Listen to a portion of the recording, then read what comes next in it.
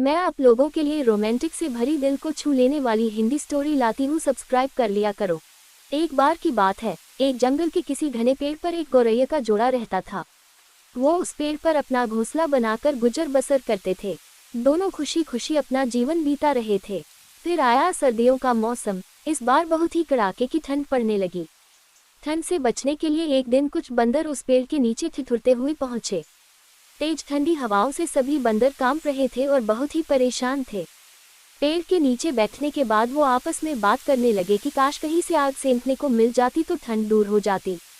उसी बीच एक बंदर की नज़र पास पड़ी सूखी पत्तियों पर पड़ी। उसने दूसरे बंदरों से कहा, चलो इन सूखी पत्तियों को इकट्ठा करके जलाते हैं। उन बंदरों ने पत्तियों को एक जगह इकट्ठा किया और उन्हें जलाने का उपाय करने लगे। ये सब पेड़ पर बैठी गौरैया देख रही थी।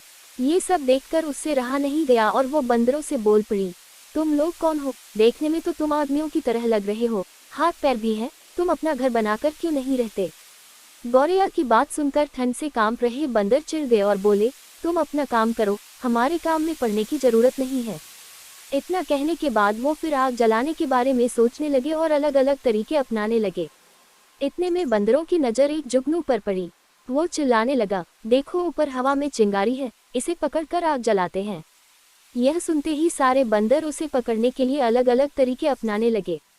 ये देख चिड़िया फिर बोल पड़ी, यह जुगनू है, इससे आग नहीं सुलगेगी।